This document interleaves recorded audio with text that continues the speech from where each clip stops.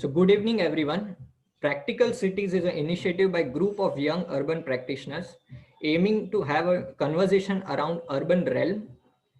Our objective is to conduct online series of masterclasses and learn from grassroots level urban practitioners, academicians, municipal officials, city managers, local vendors.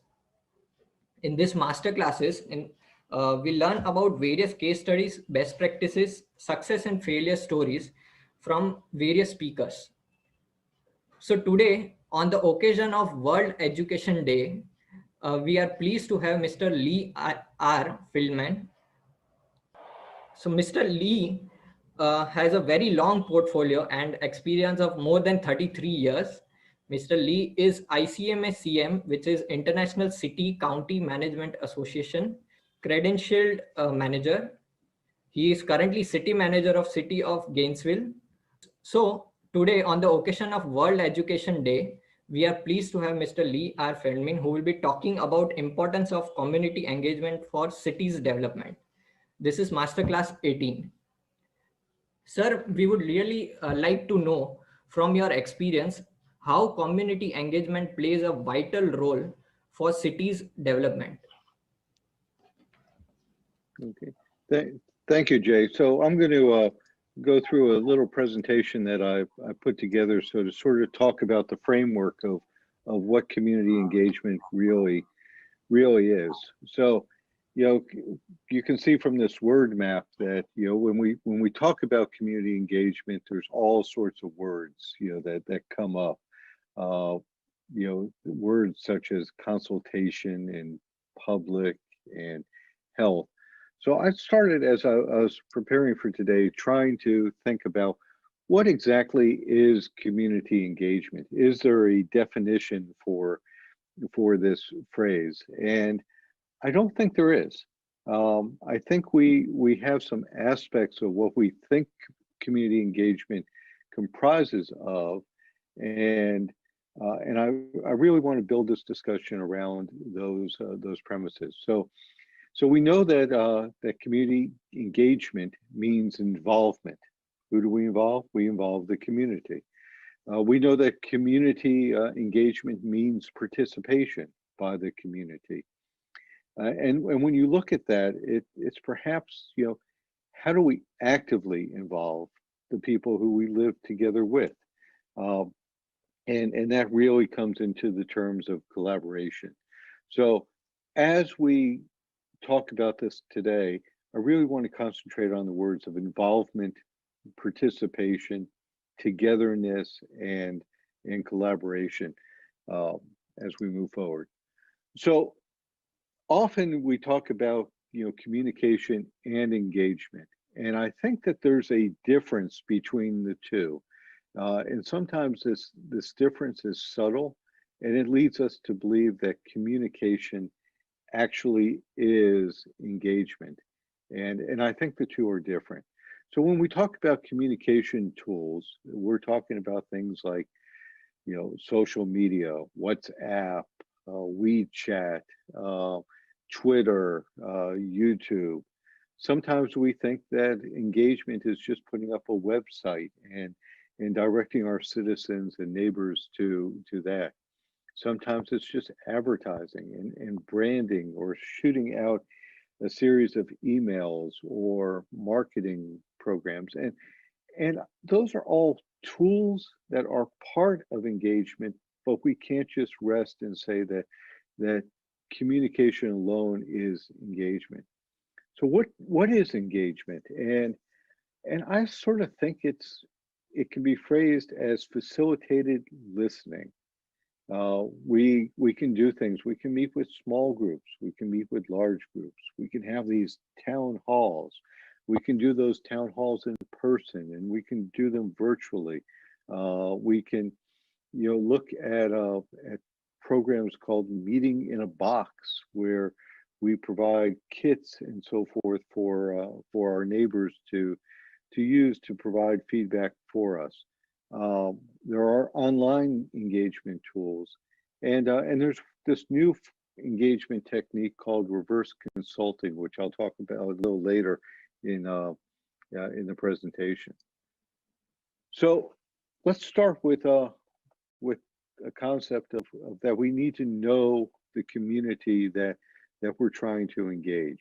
So first thing we have to do is we have to define who that community is. Are we talking about the physical? Is it the city as a whole? You know, here in the United States, our cities can be anywhere from 2,000 people to 12 million people. But cities in India, as you know, are much larger on scale than that. So are we talking about a city? Are we talking about neighborhoods, several neighborhoods within a city? Are we talking about a specific neighborhood?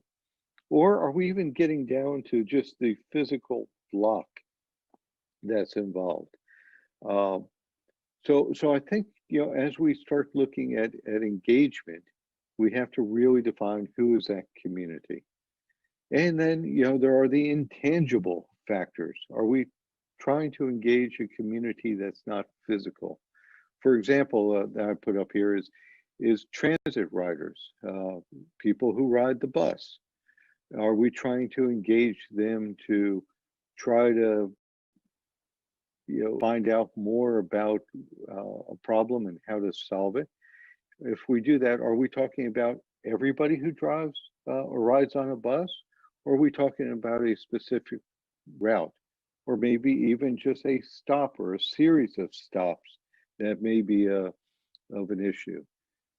And then we really need to know what that group is. We need to understand their age and their gender and their diversity. We need to really understand what their values are. And to do that, we may need to do some upfront work in surveying and talking with groups ahead of time to understand really what values they have that relate to the engagement process that we're going to try to undertake.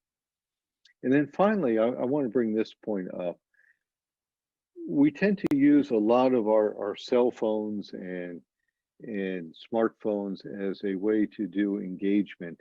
And you know, even the way that this class is going to be put on YouTube and Twitter and other social media tools, we need to make sure that the community that we're trying to reach is really has access to that. So if people don't know how to use a smartphone or don't have the app that we're using for, we can't exclude them from the engagement process just because they don't have the right tool. Or maybe they just don't like it, or they don't know how to use that tool, or they don't have access to the internet. So those are all factors that we need to talk about. And before I leave this slide, I really want to talk about the concept that smaller is better. So often we engage engagement success by how many people, how many citizens did we actually engage with?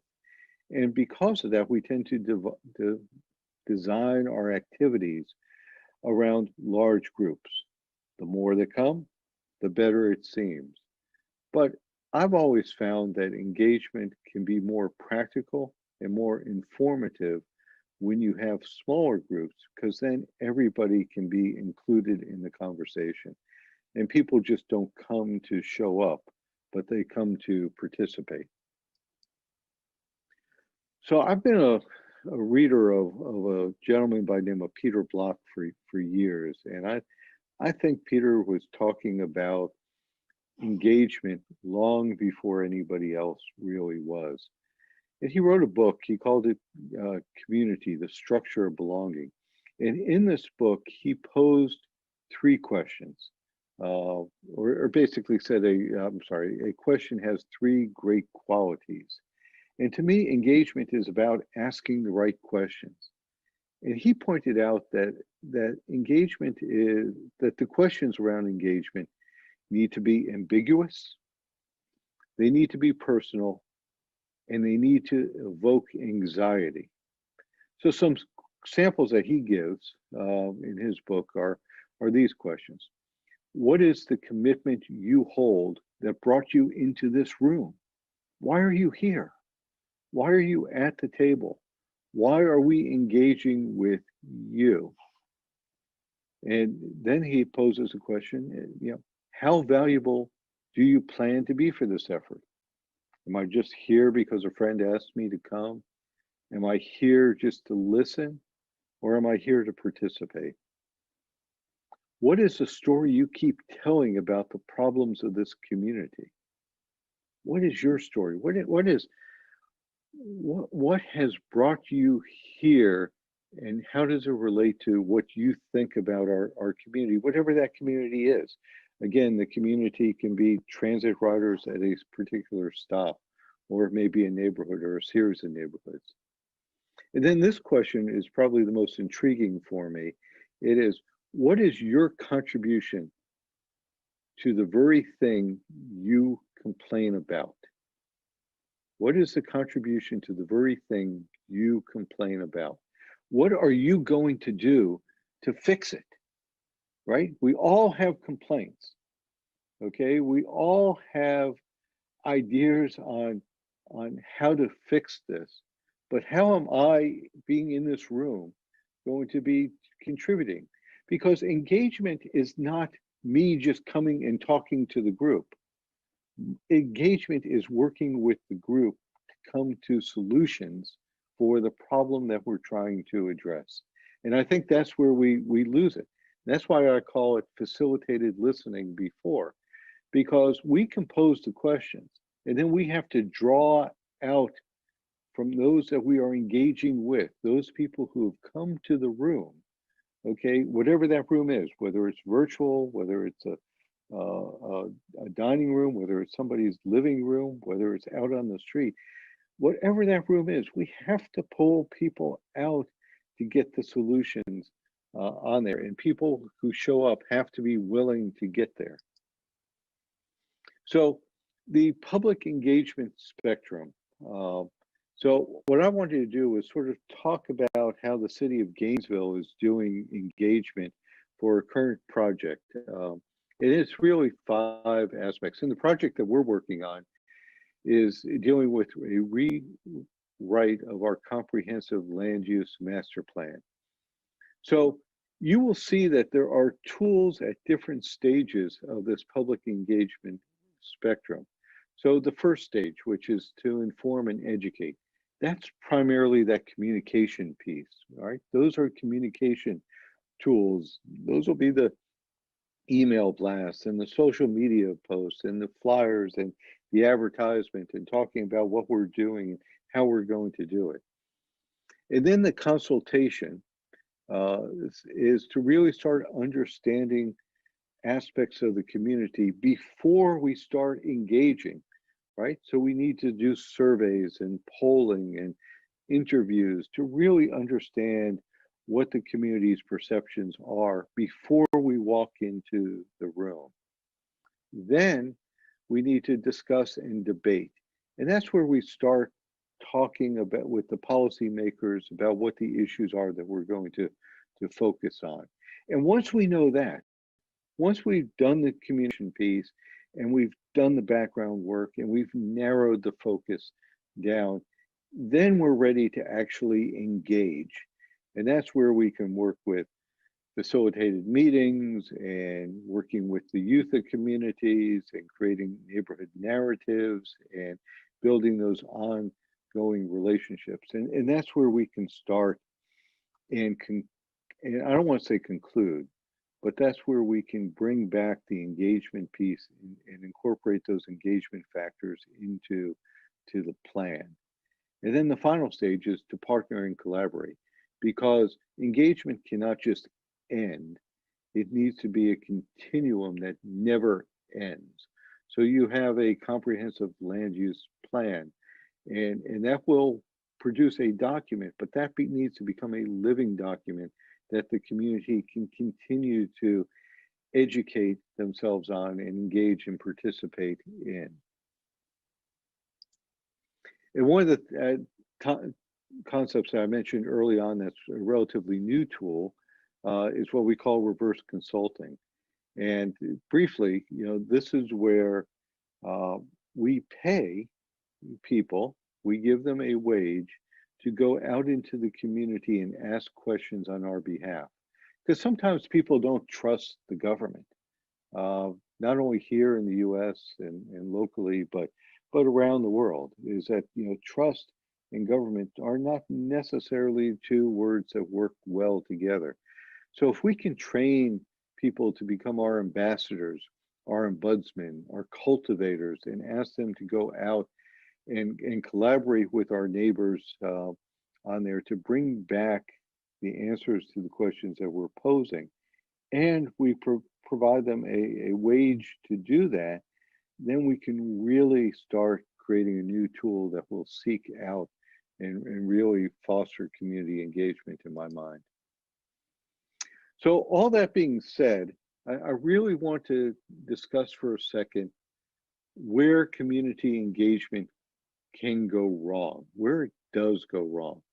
So, and I'll pose this in 3 different points. So first, whom do we invite to the room? Again, I advocate that the room is smaller than larger, which means that you need to be more selective on who's going to be joining. So when we think about that, we have to make sure that we're concentrating on diversity, that we're making sure that we're including rural and urban, elderly and young, men and women, workers and non-workers, those from all segments of our community. If we're talking about transit routes, are we bringing in the bus drivers to the discussion? But we can't invite everybody, because then you have the group that is way too large, and you will never get anything comprehensive done. So as I mentioned before with Peter Block, Peter Block, he points out in his book, he says, the decision about whom to invite is an act of leadership that in and itself carries a message. So we've got to make sure that when we do invite people to the room, we're inviting a good cross section, and we're inviting the right people to assist us with this process. The second point I want to note is that just because we have engagement doesn't mean we are listening. And that's, sometimes we go through engagement because we have to go through engagement, and somebody expects us to go through engagement. And that's the wrong reason to go through engagement. We have to go through engagement so that we can listen. It gets back to that concept of facilitated listening. Because if we're not listening, then the whole point of engagement is wrong. And so sometimes somebody says engagement is just something we have to check the box on and move forward with. But if that's why you're doing it, you're wasting everybody's time. We have to do engagement for the purpose of listening. And then we really need to understand that engagement is a process, and any process can be used as a way not to do something in the end. And I've been through too many engagement processes where we bring something to the governing body, to the city council, the city commission, and we tell them, this is what the community has said, and the listening part, and then they reply that we didn't do enough in community engagement, or we didn't engage the right people in the process, and so they want us to do it again. And I find that's because they don't like the answer that they hear. So to me, the solution on this is before the process starts up, okay, back going to this slide, where we're in this inform and educate stage, that's the time that with our governing bodies, we need to establish the ground rules of what that engagement strategy is going to be. Talk about who's going to be invited to the room. Talk about the methods and the techniques that we're going to use. And we got to get the governing body to buy in, because when we come back at the end of the process, we need to confirm that this is the process that we have gone through, that we designed up front, that you agreed to, as a governing body is the right process to have. And that will help de-weaponize the use of community engagement as a way of saying you didn't do enough of it or you didn't have the right people in the room. So with that, Jay, I am happy to unshare my screen and go back to the dialogue between you and I. Yes. Thank you, sir. Thank you. It was really a good presentation and learning about community engagement. And community engagement, as you told, is a process. It's not a one-go thing. It's a long-term engagement with people. And also, sir, you mentioned about your experience in Gainesville about inform, consult, discuss, engage, and then you partner or collaborate, right? So it's also you shared various concepts. One of the concept was regarding reverse consulting, right? So with this, I would also like all the viewers who are viewing this, if they have any questions to be asked to Lee, sir, they can comment in the chat box below. Sir, few questions which I had and would like to ask you. Sir, first question, I would really like to know your experience. As you mentioned, inform, consult, discuss, engage, and partner. This won't be a very easy process. There would be various challenges you might have faced as a city manager or your subordinate while consulting, doing this at on-ground practice as a practical solution. So we would really like to know various practical challenges maybe faced while implementing community engagement on ground. So some of the practical challenges, and you're right, this is very tough work, right? It's never going to be easy to do. So the first practical challenge goes back again to inviting the right people in the room. What you have to deal with is when individuals say that that they wanted to be in the room and they weren't invited.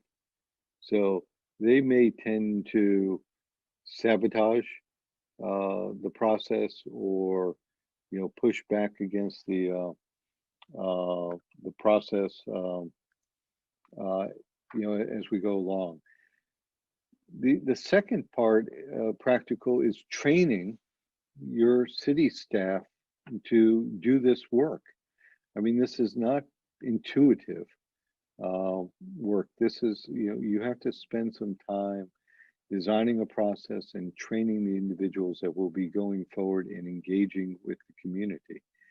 And if you skip that step and you just put somebody in a room and say, talk to them, okay, that doesn't necessarily work, because one, sometimes they're not versed enough about the problem. And second is you really, are putting them into a position where everybody expects them to have the solution, right? That's another part of engagement, is that when you convene a meeting, okay, typically the typical meeting is somebody stands in the front of the room, right? And everybody thinks the person who stands in front of the room has all the solutions, and they're here to hear the solutions and give you their input as to whether the solution is correct or not. And that's the fallacy of the meeting, is you cannot go in there with the idea that you're going to give a PowerPoint presentation and you're going to have solutions up on there, because that's not listening. That's validating, right? You want people to validate your ideas and concepts and maybe help you prioritize, but that's not engagement. Engagement is setting forth what the problem is and listening to the community as to what their solutions are. That's engagement, right? So I believe any engagement meeting that has a PowerPoint is the wrong meeting to be in.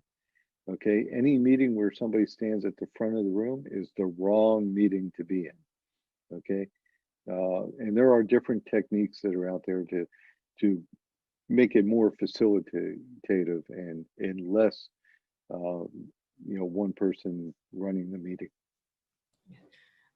Yes, sir. I agree with all your points. Uh, a second question which I wanted to ask was, like in India, there is the 73rd and 74th constitutional amendment, and 74th constitutional amendment talks about ward committees, which are actually committees formed for citizen engagement at ward level. With this, my question was, how does rules or laws or policies safeguard community engagement? And if you can highlight share your views on this. Well, again, just because something is mandated, okay, by a constitutional amendment, doesn't mean that it's going to work, right? And this goes back to that very last slide of engagement not equaling listening. So if we are just engaging because we have to engage, and we really don't define what that engagement is, it's just a waste of everybody's time. So I think the real issue, with ward committees is defining how they are going to engage. Again, if they just show up in the room and have a meeting for the sake of having the meeting and calling it engagement, that's not engagement, right? You may be able to check the box, but what have you accomplished other than just, achieving a mandate to do? We need to look at things like board committees as opportunities to really create good community engagement. And that goes back to defining, what that process is going to be up front, and making sure everybody buys into it. And you can't engage, I mean, realistically, there's not enough resources to engage on every issue that's out there. I mean, we don't have enough time or person power or the ability to convene, and quite frankly, the community may get tired of being engaged, right? There's only so many meetings.